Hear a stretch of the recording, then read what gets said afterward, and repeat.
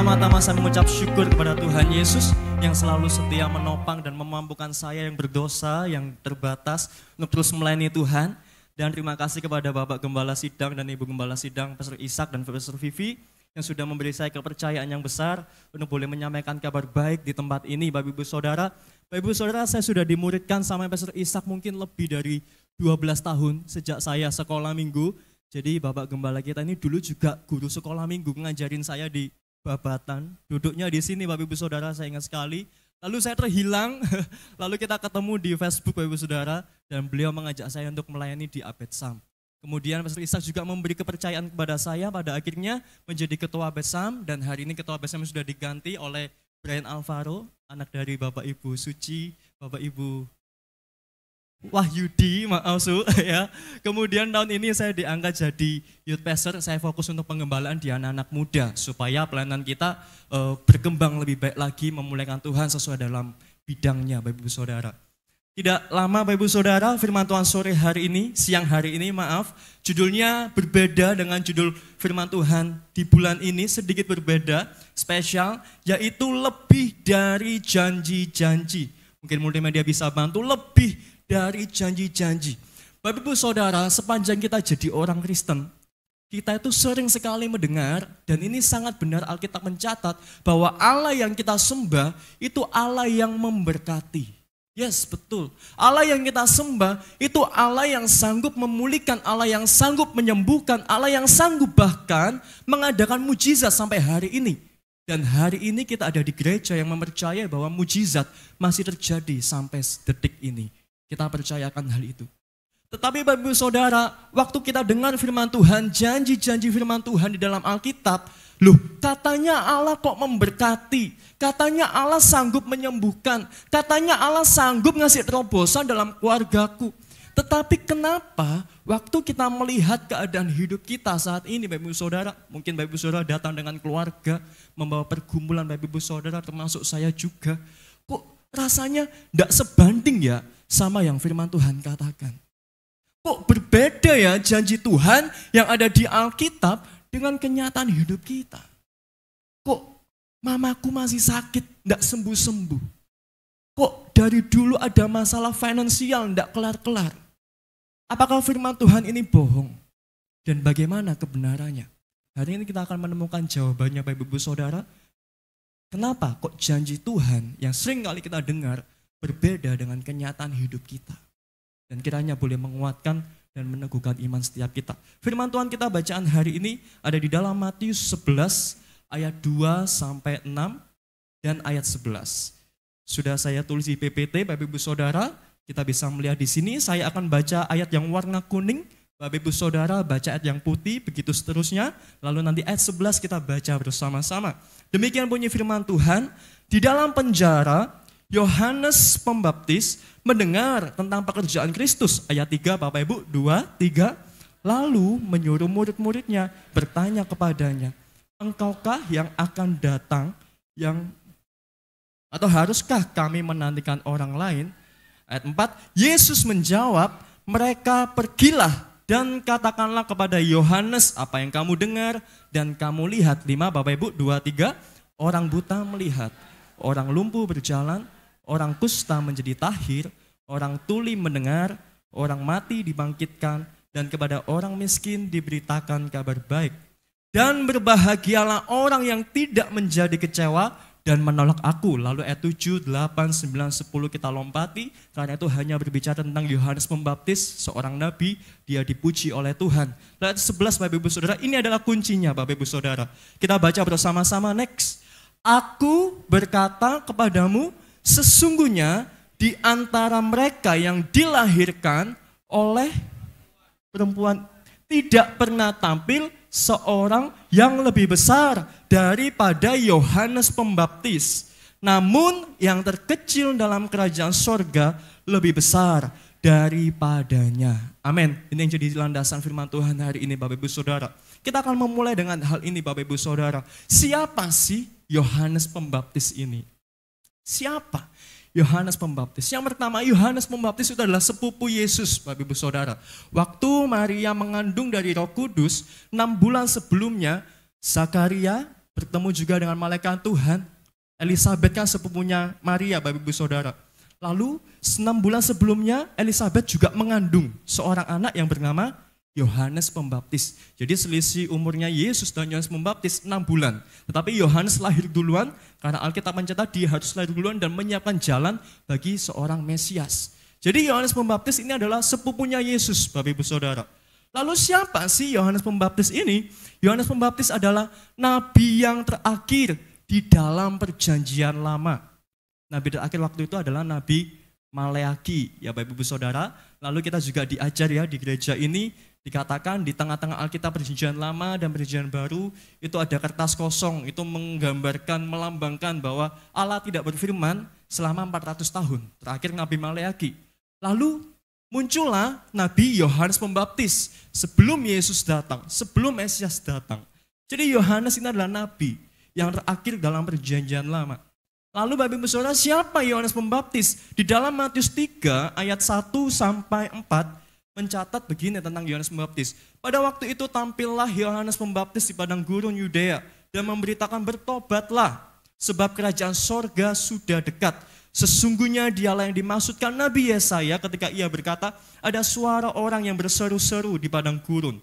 Persiapkanlah jalan untuk Tuhan, luruskanlah jalan baginya. Ayat 4 mencatat seperti ini. Yohanes memakai jubah bulu unta dan ikat pinggang kulit dan makanannya belalang dan madu hutan. Jadi Yohanes Pembaptis kemana-mana pakai jubah bulu unta, Bapak Ibu Saudara, sehari-hari makanannya adalah belalang dan madu hutan. Alias Yohanes Pembaptis ini agak nyentrik penampilannya dari masyarakat Yahudi pada umumnya, Bapak Ibu Saudara. Yohanes Pembaptis adalah Nazir Allah, Bapak Ibu Saudara. Kalau kita lihat di perjanjian lama, Nazir Allah yang terkenal yaitu Samson, Bapak Ibu Saudara. Dikatakan bahwa Nazir Allah itu sejak dia lahir ada perjanjian dengan Tuhan, tidak boleh kena cukur rambut. Jadi rambutnya nggak boleh dipotong. Lalu Nazir Allah itu tidak boleh minum anggur. Ya. Jadi ini Yohanes Pembaptis. Yohanes Pembaptis adalah Nazir Allah. Kemana-mana pakai jubah bulu unta. Ya, makanannya belalang, rambutnya gondrong. Ya. Nggak minum anggur, nggak minum wine. Sehingga dapat dikatakan bahwa Yohanes Pembaptis ini adalah orang yang sangat-sangat rohani. Karena dia hidup memisahkan diri dari masyarakat, hidup berbeda, penampilannya berbeda. Dia adalah sangat-sangat rohani. Dia juga yang menyiapkan jalan bagi Tuhan. Matius 3 ayat 1 sampai 3 mencatat, dia adalah yang menyiapkan jalan sebelum Yesus datang. Yohanes harus memberitakan dulu, hei bertobatlah, sebab kerajaan Allah sudah dekat. Dia yang menyiapkan jalan bagi Tuhan. Dan yang paling terkenal kisahnya, dia jugalah yang membaptis Tuhan Yesus. Waktu dia ketemu sama Tuhan Yesus di kolam, Yohanes berkata seperti ini, bahkan melepas tali kasutnya pun aku tidak layak. Yohanes ketemu sama Mesias akhirnya. Dan waktu Yesus dibaptis, langit terbuka, ada suara dari langit berkata, inilah anakku yang kukasihi, kepadanya lah aku berkenan. Dan ada penampakan merpati, ya, burung, ya, yang melambangkan Roh Kudus, Bapak Ibu Saudara. Nah, Bapak Ibu Saudara, kalau sampai di sini sebenarnya tugasnya Yohanes sudah selesai, menyiapkan jalan bagi Mesias, dan akhirnya Mesias itu sudah datang. Tidak lama Bapak Ibu Saudara, setelah Yesus baptis, Yesus memulai pelayanannya. Dia melayani di mana-mana, yang mencari jiwa, ya. Dan tidak lama kemudian, ketika Yesus sudah memulai pelayanan, ayat yang kita baca di Matius 11 tadi, Yohanes ditangkap oleh Raja Herodes pada waktu itu karena dia dianggap onar di tengah-tengah masyarakat dan dia dimasukkan ke penjara, Bapak Ibu Saudara. Nah, waktu Yohanes Pembaptis di penjara, Bapak Ibu Saudara, dia dengar begitu banyak tentang pekerjaan Kristus. Dia dengar pelayanan Yesus waktu dia ada di penjara. Ya, dikatakan begini, di dalam penjara Yohanes mendengar tentang pekerjaan Kristus. Lalu dia suruh murid-muridnya bertanya kepada Yesus, engkaukah yang akan datang itu? Atau haruskah kami menantikan orang lain? Ya. Banyak komentar Alkitab berkata bahwa pertanyaan Yohanes di ayat yang ketiga ini konotasinya negatif. alias Yohanes meragukan Yesus. Yohanes meragukan Mesias. Benar nggak sih dia ini Mesias? Kalau Mesias sudah datang dan dia ini Mesias, kenapa kok sekarang ini aku di penjara? Karena Yohanes percaya, kebanyakan orang Yahudi percaya kalau Mesias datang, dia akan mengalahkan pemerintahan Kaisar Romawi dan akan menjadikan bangsa Israel, mengembalikan kejayaan bangsa Israel seperti zaman Raja Salomo. Tapi kok kenyataannya aku sudah menyiapkan jalan bagi Mesias, kok aku di penjara? Yohanes mulai ragu, Bapak Ibu Saudara. Jangan-jangan janji Tuhan itu keliru. Nah, ini yang seringkali terjadi dengan kita, Bapak Ibu Saudara. Bapak Ibu Saudara pernah mengalami seperti ini? Katanya Tuhan bisa menyembuhkan. Katanya Tuhan sanggup ngasih terobosan dalam hidupku. Tapi kenapa bertahun-tahun hidupku masih seperti ini, keluargaku masih seperti ini? Pernah Bapak Ibu Saudara, saya juga pernah. Dan ini yang terjadi sama Yohanes Pembaptis. Kok janji Tuhan tidak sesuai sama kenyataan hidupku? Karena apa Bapak Ibu Saudara? Kenapa kok Yohanes Pembaptis sampai begitu ragu dengan Yesus, dengan Mesias?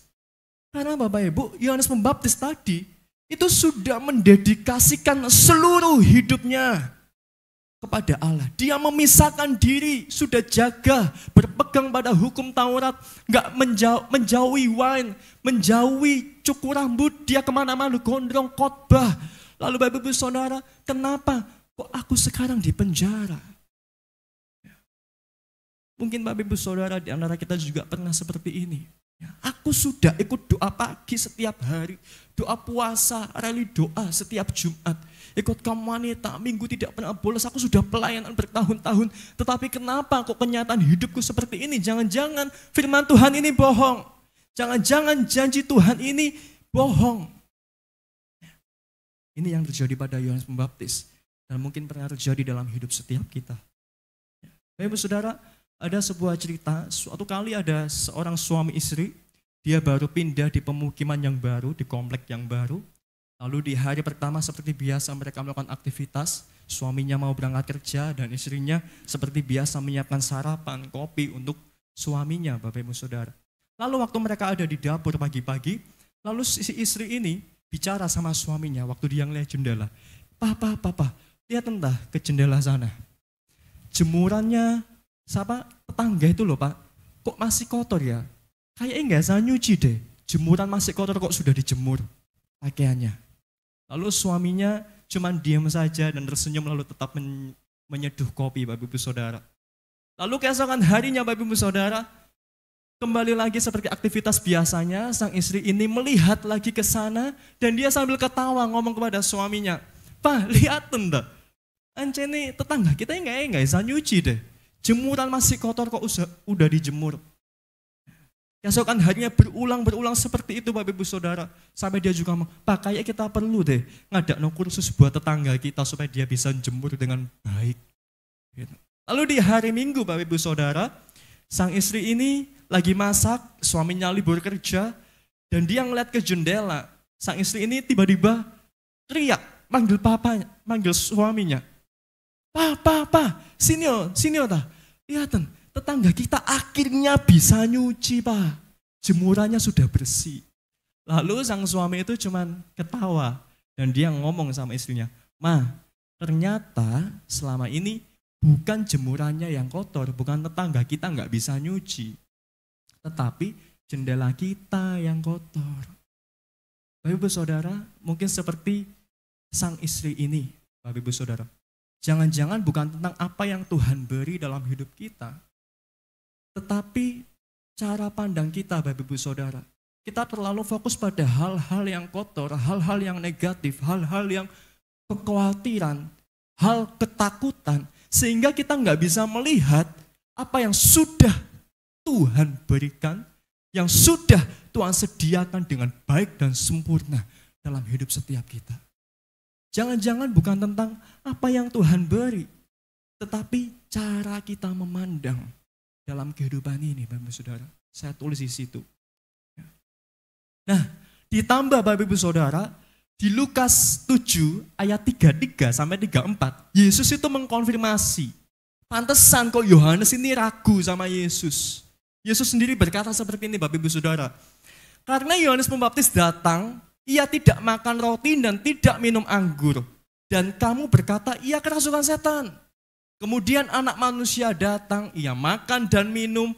Dan kamu berkata lihatlah, ia seorang pelahap dan peminum, sahabat pemungut cukai dan orang berdosa. Jadi gini Bapak Ibu Saudara, bayangkan, coba bayangkan Yohanes Pembaptis sejak lahir dia dikhususkan jadi nazir Allah.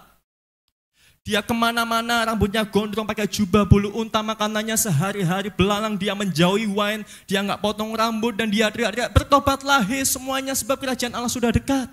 Tetapi apa yang Yesus lakukan waktu dia melayani? Bapak Ibu Saudara, kita ingat mukjizat pertama yang Yesus lakukan, mengubah air jadi anggur. Waktu Yohanes Pembaptis dengar ini, loh gak gila dah Mesias satu ini. Aku ini dari kecil gak minum wine, kok dia ngubah air jadi anggur. Pantesan Yohanes Pembaptis ini meragukan kemesiasan Yesus. Lalu apalagi Bapak Ibu Saudara? Yesus kumpulnya bukan sama pendeta-pendeta yang top, yang dikenal rohani, suci. Yesus kumpulnya sama pemungut cukai. Makan di rumahnya pemungut cukai Sakeus. Kumpulnya sama orang-orang berdosa. Dan bahkan waktu Yesus di rumah orang Farisi, Yesus membiarkan kakinya diurapi sama rambutnya perempuan. Dan perempuan itu adalah pelacur. Pantesan Yohanes Pembaptis ini meragukan Yesus. Ini gak salah tahu ini. Coba bayangkan Bapak Ibu Saudara kita jadi Yohanes Pembaptis. Ini keliru enggak ya? Mungkin Yohanes Pembaptis sudah ngerasa sia-sia selama ini mendedikasikan hidupnya. Sama dengan kita, mungkin kita sudah ngerasa sia-sia dari kecil ditanam di gereja ini. Tapi kenapa kok hidupku seperti ini? Aku sudah melayani, sudah ini, sudah itu. Dan tahukah Bapak Ibu Saudara, Alkitab juga mencatat bahwa banyak dari murid-murid Yohanes jadi murid-muridnya Yesus, alias pindah gereja. Bapak Ibu Saudara, waduh, sesat iki. Mungkin Yohanes Pembaptis seperti itu. Nah, Bapak Ibu Saudara, lalu Yohanes Pembaptis tadi di ayat 2 mencatat, ya, dia menyuruh muridnya yang masih ada, yang masih mengikut dia, coba deh, ayo tanya no, aku kan di penjara, aku nggak bisa nih. Tolong kamu datang ke Yesus, samperono Yesus, tanyakan, benar nggak sih dia itu Mesias? Terus kalau bukan, aku ini harus nunggu siapa lagi? Aku sudah di penjara, mungkin Yohanes Pembaptis galau, ya stres dalam penjara Bapak Ibu Saudara. Sama dengan keadaan hidup kita, mungkin kita galau, kita stres. Ya. Benar nggak sih? Apa jangan-jangan keliru? Aku harus nunggu siapa lagi? Lalu Bapak Ibu Saudara, di ayat yang keempat dan ayat yang kelima, Matius 11 ayat yang keempat sampai 6, Yesus menjawab Bapak Ibu Saudara. Waktu muridnya Yesus datang, Yesus jawab, pergilah dan katakanlah kepada Yohanes apa yang kamu dengar dan kamu lihat. Orang buta melihat, orang lumpuh berjalan, orang kusta menjadi tahir, orang tuli mendengar, orang mati dibangkitkan, dan kepada orang miskin diberitakan kabar baik. Dan berbahagialah orang yang tidak menjadi kecewa dan menolak aku. Jawaban di ayat yang kelima dan ayat yang keenam ini merupakan kode. Kodenya Yesus kepada Yohanes Pembaptis. Karena kalau Bapak Ibu Saudara baca di Alkitab handphone, di situ ada tanda bintang. Yesus itu sudah mengacu kepada Yesaya 61 ayat 1 sampai 3 yang kita baca di ayat opening tadi. Roh Allah ada padaku mengurapi aku untuk memberitakan kabar baik kepada orang yang miskin dan untuk memberitakan tahun rahmat Tuhan yang sudah datang. Jadi Yesus sudah menjawab, yes, aku Mesias. Ini kodenya Yesus kepada Yohanes. Lalu Yohanes menerima pesan itu, menerima jawaban Yesus, dan dia sudah tidak lagi, tolong lepaskan aku dari penjara. Ya. Dan pada akhirnya tidak lama kemudian, dia mati dengan cara dipenggal kepalanya Bapak Ibu Saudara sama Raja Herodes. Dia mati dengan tenang Bapak Ibu Saudara. Kok bisa ya orang mati dipenggal tapi adem ayem. Saya nggak bilang Bapak Ibu Saudara dan saya harus dipenggal. Tetapi kita sama-sama belajar dari sini Bapak Ibu Saudara. Yohanes memiliki fokus yang benar. Dia tidak melihat situasi.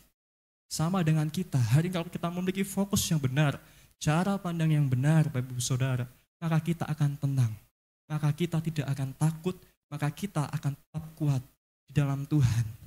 Ya, saya menulis di sini Bapak Ibu Saudara. Ya, next.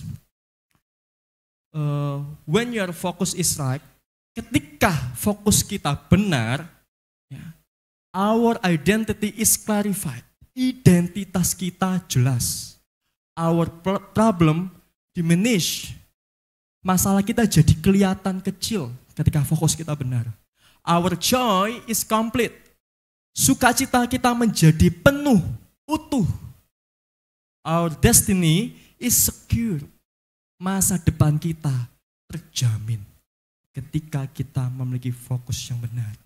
Jadi Bapak Ibu Saudara, jangan-jangan bukan tentang apa yang sudah Tuhan beri dan lakukan dalam hidup kita. Kita percaya Allah sudah memberikan yang terbaik dan yang sempurna atas hidup kita.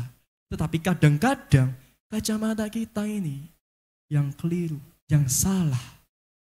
Halo, makanya firman Tuhan berkata, di mana hartamu berada, di situ hatimu berada. Kalau matamu gelap, maka gelaplah seluruh tubuhmu. Kalau matamu terang, maka teranglah seluruh tubuhmu. Ini berbicara apa, Ibu Saudara? Berbicara tentang cara pandang. Kalau cara pandang kita itu hanya tentang duit, kalau cara pandang kita itu hanya tentang sakit penyakit, kalau cara pandang kita itu hanya tentang kekhawatiran, ketakutan, itu akan membuat kita selalu gelap. Tapi waktu kita sadar bahwa sumber kehidupan kita itu adalah bukan duit, bukan sakit penyakit, bukan keluarga kita bahkan, bukan kekayaan kita, bukan jabatan kita, tetapi sumber kehidupan kita itu adalah Tuhan yang di sumber hidup kita, maka kita akan tenang. Karena Tuhan memegang hidup setiap kita. Bapak Ibu Saudara, kalau berhenti di sini khotbahnya mungkin bisa selesai. Oke, aku pulang, fokusku harus diubah. Punya fokus yang benar. Bapak Ibu Saudara, khotbahnya bisa selesai. Tetapi Bapak Ibu Saudara, ada ayat terakhir, dan ini adalah kabar baik, ini menjadi penutup di firman Tuhan hari ini adalah kabar baik, ini adalah Injil yang harus kita dengar. Ini merupakan jawaban atas pergumulan-pergumulan kita di ayat yang ke-11 Bapak Ibu Saudara. Dulu waktu saya dilatih untuk membaca Alkitab di Abetsam ya, waktu teens itu selalu tiap minggu itu dikasih kertas saat teduh. Ya, diajari ayo setiap hari membaca Alkitab 1 hari 1 pasal. Saya sudah pernah membaca ini berkali-kali, tetapi saya nggak pernah mengerti maksud dari ayat 11 ini. Sehingga saya menemukan pengajaran dan bukan saya menemukan, tapi Tuhan yang menemukan untuk saya membawa mengerti arti dari ayat 11 ini ternyata sungguh-sungguh bermakna dan powerful menguatkan setiap kita. Ayat 11, next, Matius 11 ayat 11. Ini ayat terakhirnya, ini kuncinya Bapak Ibu Saudara. Aku berkata kepadamu, sesungguhnya di antara mereka yang dilahirkan oleh perempuan tidak pernah tampil seorang yang lebih besar daripada Yohanes Pembaptis. Wow, pernyataan Yesus ini ekstrim sekali Bapak Ibu Saudara. Dia ngomong, sesungguhnya di antara para perempuan di dunia ini tidak ada yang lebih besar, tidak ada yang lebih hebat dari Yohanes Pembaptis, alias semua orang gak ada yang lebih hebat dari Yohanes Pembaptis. Dan bahkan kalau kita mengacu pada ayat konteksnya, ayat sebelumnya, itu Yesus berbicara tentang nabi, Bapak Ibu Saudara. Jadi Yesus secara tidak langsung mengatakan di antara para nabi-nabi di Perjanjian Lama, tidak ada yang lebih besar, lebih hebat dari Yohanes Pembaptis. Wow. Kenapa kok Yesus ngomong seperti itu Bapak Ibu Saudara? Aneh sekali. Karena apa? Kalau kita membandingkan Yohanes Pembaptis dengan para nabi di Perjanjian Lama, waduh lebih keren para nabi di Perjanjian Lama Bapak Ibu. Kita ambil contoh deh, nabi kan banyak ya Bapak Ibu, ada Nabi Maleakhi, Nabi Yeremia dan yang lain-lain. Tapi yang paling terkenal, yang sering kita dengar ya, itu Nabi Musa dan Elia. Ya, dua nabi yang menampakkan diri di bukit waktu Yesus berdoa. Ya. Kita coba bandingkan Yohanes Pembaptis sama Musa, Bapak Ibu Saudara. Musa punya 2 juta umat Israel. Wow, luar biasa sekali. Ya. Lalu Musa, waktu malam hari dia disertai sama tiang api di langit. Lalu waktu siang hari dia disertai tiang awan supaya nggak kepanasan. Keren sekali itu. Itu hal yang menakjubkan Bapak Ibu Saudara. Hebat sekali Musa.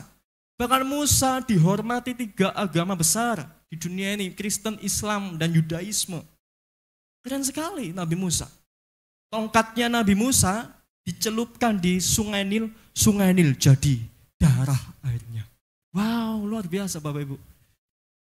Dibanding Yohanes Pembaptis, kemana-mana pakai jubah bulu unta, rambutnya gondrong, teriak-teriak, bertobatlah, khotbahnya cuma singkat, bertobatlah, kerajaan Allah sudah dekat.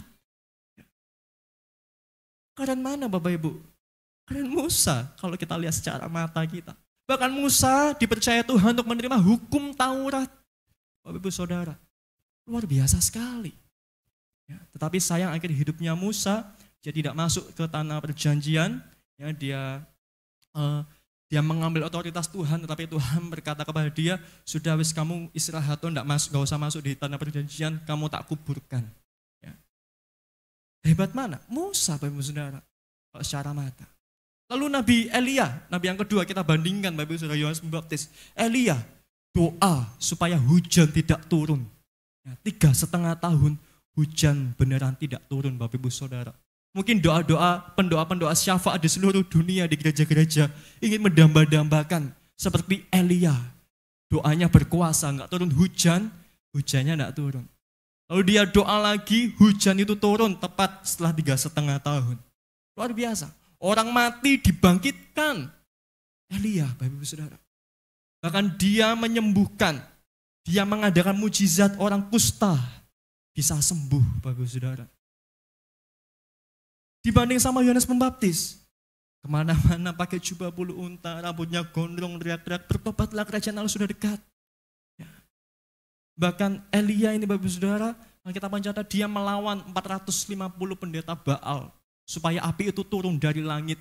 Sampai pendeta Baal itu stres yang mungkin sampai menggores-gores badannya sampai berdarah. Supaya api itu turun dari langit.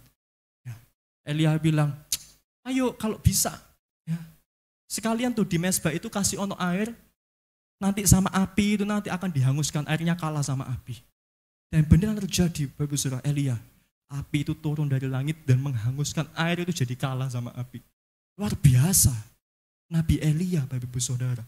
Tetapi Yesus kok bisa bilang gini, di antara semua para wanita yang melahirkan seorang anak, tidak ada yang lebih besar daripada Yohanes Pembaptis. Kok bisa Yesus bilang di antara para nabi-nabi itu tadi, tidak ada yang lebih hebat, lebih besar dari Yohanes Pembaptis. Ayat 11 ini Bapak Ibu Saudara. Kalau kita jujur, keren mana? Musa sama Yohanes Pembaptis. Keren Musa jelas. Keren mana? Elia sama Yohanes Pembaptis. Saya biasa lihat di sosial media itu ya Bapak Ibu Saudara. Ya, ada KKR. Terimalah altar call, ngadain altar call. Terimalah urapan Elia. Supaya engkau menerima berkat double porsi. Urapan menjadi Elisa berikutnya. Ya, semua orang pengen mendambakan seperti itu Bapak Ibu Saudara. Tapi Yesus ngomong tidak ada yang lebih besar dari Elia. Yesus bilang keliru. Lukas 16 ayat 16 dikatakan seperti ini.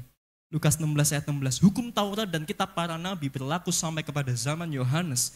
Dan sejak waktu itu kerajaan Allah diberitakan dan setiap orang menggagahinya, berebut memasukinya. Di dalam bahasa aslinya, everyone is eager to get in. Semua orang ingin masuk, berebut ingin masuk. Maksudnya apa kok Yesus ngomong seperti ini? Yohanes lebih besar. Karena begini Bapak Ibu Saudara. Karena sekarang Sang Mesias, Sang Kabar Baik itu diwujudkan dalam bentuk Yesus. Kenapa kok Yesus ngomong tidak ada yang lebih besar dari Yohanes Pembaptis? Kenapa Bapak Ibu Saudara? Next saya tulis di situ, semua nabi sebelum Yohanes hanya bernubuat bahwa Kristus akan datang. Tetapi Yohanes bersaksi, melihat dengan mata kepalanya bahwa Kristus sudah datang. Saya tulis sekali lagi, Nabi-nabi hanya mengharapkan Kristus, tetapi Yohanes melihat Kristus. Jadi nabi-nabi yang itu tadi itu cuma mendamba-dambakan Kristus, Mesias itu akan datang. Mereka bilang Mesias akan datang. Tetapi nabi terakhir yaitu Yohanes Pembaptis, seorang Mesias yang didamba-dambakan sejak perjanjian lama. Pada akhirnya Yohanes ketemu sama sosok yang didamba-dambakan oleh para nabi itu tadi, Bapak Ibu Saudara. Yohanes melihat Yesus, bahkan Yohanes yang membaptis sang Mesias itu. Ya Bapak Ibu Saudara. Ini alasan Yesus menjawab. Tapi tidak berhenti sampai di situ Bapak Ibu Saudara. Ada kabar baiknya di ayat 11 yang ke B ya Bapak Ibu. Next, Matius 11 ayat 11.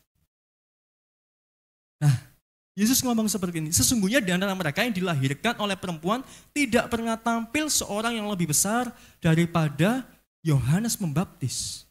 Ya, kalimat selanjutnya berkata, namun yang terkecil dalam kerajaan sorga lebih besar daripadanya. Ini nyanyi siapa Bapak Ibu Saudara? Yohanes Pembaptis. Yang terkecil dalam kerajaan sorga lebih besar dari Yohanes Pembaptis. Yohanes Pembaptis lebih besar dari para nabi. Tapi yang terkecil ini lebih besar lagi dari Yohanes Pembaptis. Sekarang pertanyaannya begini Bapak Ibu Saudara. Siapa yang terkecil ini? Yang dimaksud. Siapa yang terkecil? Bapak Ibu Saudara bisa melihat maaf diri Bapak Ibu Saudara sendiri, saya.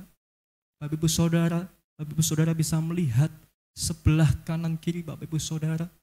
Bapak Ibu Saudara bisa melihat setiap orang-orang yang ada di sini yang seringkali gagal, yang seringkali hatinya jahat, kita orang berdosa. Yang seringkali bahkan, aduh Tuhan, aku ini bolong-bolong doa. Aduh Tuhan, aku ini bolong-bolong saat teduh. Aduh Tuhan, aku kompromi masihan hidupku. Aduh Tuhan, aku ini sakit. Bahkan sakit ini loh, supaya sembuh aku harus minum obat gak mari-mari. Wes tak tumpangi tangan dewi gak sembuh-sembuh. Siapa yang terkecil itu? Adalah Bapak Ibu Saudara dan saya. Yesus ngomong lebih besar. Padahal banyak Bapak Ibu Saudara di sini, di antara kita yang masih seringkali gagal, yang tahu bahwa dirinya tidak mampu. Tapi Yesus bilang, yang terkecil, Anda dan saya, tidak perlu jadi seperti Musa, tidak perlu jadi seperti Elia, bahkan tidak perlu jadi seperti Yohanes. Karena begini Yohanes 3 ayat 16 dikatakan, karena begitu besar kasih Allah akan dunia ini, sehingga ia telah mengaruniakan anaknya yang tunggal, dia yang tidak mengenal dosa, dibuatnya menjadi berdosa, supaya setiap kita yang berdosa dibenarkan. Waktu Allah Bapa melihat kita, bukan melihat kebenaran kita, tetapi melihat kebenaran Kristus. Bahkan Alkitab mencatat ketika kita percaya Yesus, Roh Kristus tinggal di dalam hati setiap kita, Bapak Ibu Saudara. Bapak Ibu Saudara, saya mau berkata, saya rasa Yesus tidak tertarik dengan mujizat. Begitu tertarik dengan mujizat, terobosan hidup. Ambil contoh di Alkitab, waktu Yesus datang ke dunia, dia datang ke kolam Bethesda. Kolam Bethesda itu banyak orang sakit di sana, Bapak Ibu. Mereka mengharapkan supaya suatu waktu, kalau ada sesuatu yang terjadi di air itu, mereka berebut masuk, Bapak Ibu Saudara, supaya bisa sembuh. Waktu Yesus datang ke kolam Bethesda, dia melihat banyak orang sakit. Dia yang Yesus lakukan apa Bapak Ibu? Dia cuman datang ke satu orang yang lumpuh. Dia ngomong sama orang lumpuh ini, kamu mau jalan gak? Ini pertanyaan konyol Bapak Ibu Saudara. Dia bertahun-tahun lumpuh, ditanya Yesus mau jalan gak? Ya mau dong. Yesus ngomong apa Bapak Ibu? Bangkitlah, angkatlah tilammu dan berjalanlah. Lalu dia sembuh. Lalu apa yang Yesus lakukan? Yesus langsung menghilang Bapak Ibu Saudara. Dia nggak ngadain tuh KKR, yang flyernya di mana-mana, Bapak Ibu Saudara.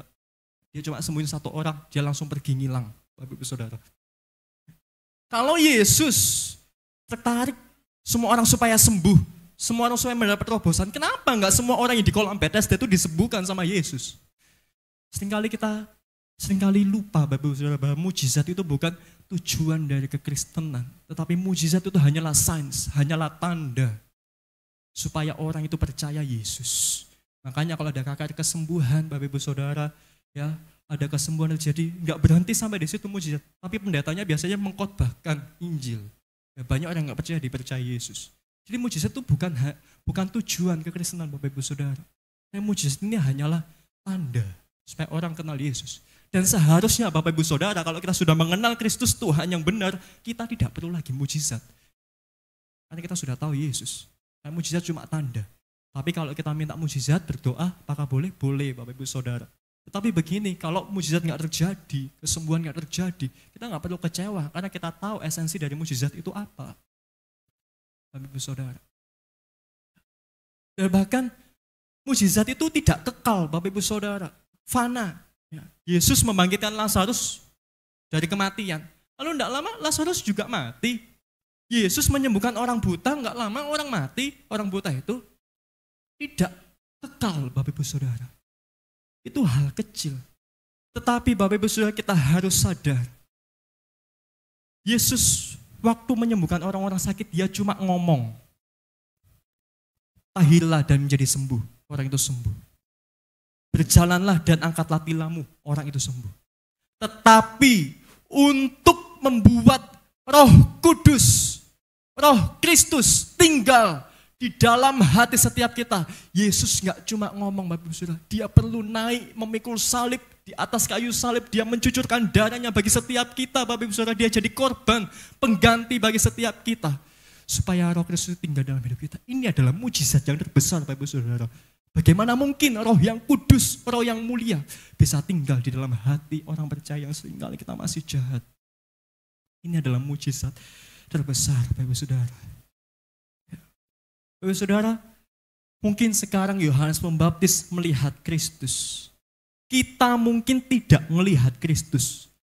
Tapi Kristus itu sekarang tinggal di dalam hati setiap kita. Yang percaya katakan amin, kasih suara-suara bagi Tuhan kita. Wow, haleluya.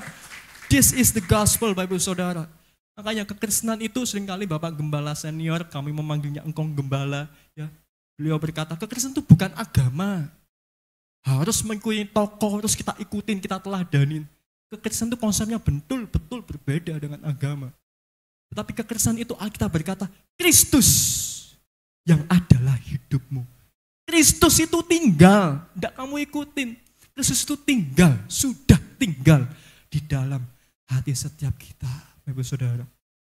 Yohanes 7 ayat 38 sampai 39 berkata seperti ini. Barang siapa percaya kepadaku, Yesus, seperti yang dikatakan oleh kitab suci, dari dalam hatinya akan mengalir aliran-aliran air hidup. Yang dimaksudkannya ialah roh yang akan diterima oleh mereka yang percaya kepadanya. Sebab roh itu belum datang karena Yesus belum dimuliakan. Tetapi sekarang Yesus sudah dimuliakan, Roh Kudus sudah datang, Pentakosta sudah terjadi, dan roh yang di dalam kita itu lebih besar kuasanya daripada roh yang ada di dunia ini. Wow. Bapak Ibu Saudara, kadang kita ini keliru, minta lawatan seperti urapan seperti Elia, berkat double portion supaya seperti jadi Elisa Bapak Ibu Saudara. Bapak Ibu Saudara, urapannya Elia sama urapannya kita di zaman perjanjian lama itu tidak sebanding. Bapak Ibu Saudara, di zaman perjanjian lama, Roh Kudus itu cuma hinggap, kita sudah belajar ini ya. Roh Kudus cuma hinggap, tidak tinggal permanen. Ya, hinggap, terus Nabi itu berkata, melayani, lalu pergi Bapak Ibu Saudara. Tetapi di zaman anugerah, di zaman perjanjian baru, Roh Kudus itu tinggal permanen di dalam hati orang percaya. Dan harga yang dibayar itu begitu mahal, yaitu darah Yesus. Yesus harus berkorban bagi saudara dan saya.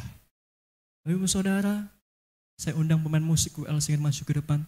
Bapak Ibu Saudara, kalau hari ini mungkin kita berkata, kita ngerasa bahkan, aku tidak mampu. Aku gak mampu Tuhan, aku gak sanggup. Yes, exactly, betul, kita tidak mampu. Karena Tuhan bilang, yang terkecil, yang tidak mampu itu, pasti mampu. Karena rohnya, roh Kristus yang tinggal di dalam hatinya, itu yang memampukan kita untuk menjalani kehidupan ini. Apapun tantangan kita, walaupun sakit belum sembuh, walaupun belum ada terobosan, tetapi kita kuat, kita bertahan, masih bisa ke gereja. Semua karena ada roh Kristus yang menguatkan dan memampukan setiap kita, Bapak Ibu Saudara. Next saya tulis seperti ini Bapak Saudara. Para nabi bilang Kristus akan datang. Yohanes Pembaptis bilang Kristus sudah datang, akan dia lihat Kristus. Tapi orang percaya, Bapak Saudara, Bapak Ibu Saudara dan saya, hari ini bisa berkata, Kristus adalah hidup kita. Bahkan di Filipi 1:21, bahwa Kristus adalah hidupku, mati adalah keuntungan. Kristus tinggal dalam kita. Luar biasa. Bahkan Rasul Paulus mencatat, menyebut kita di dalam Kristus itu sebanyak 216 kali, Bapak Ibu Saudara. Kurang yakin apa kita kadang, Bapak Saudara. Kenapa kok Rasul Paulus mencatat 216 kali? Ini menunjukkan bahwa identitas kita ini sudah aman. Kristus tinggal di dalam kita. Makanya Martin Luther berkata, solus Kristus, hanya di dalam Kristus. Kristusnya itu sudah tinggal dalam kita. Jadi kita mungkin bisa diubah kalimatnya, ayo biasanya serupa dengan Kristus. No. Kristus yang di dalam kamu membawa kamu semakin serupa dengannya. Ayo jadi berkat buat Kristus. No. Kristus yang sudah tinggal di dalam saudara dan saya mau melibatkan kita untuk jadi berkat bagi orang-orang di sekitar kita. Ayo libatkan Kristus dalam hidupmu. No. Kristus yang di dalam kita mau melibatkan kita dalam agendanya, rencananya, rancangannya yang indah dan mulia dan tidak pernah gagal.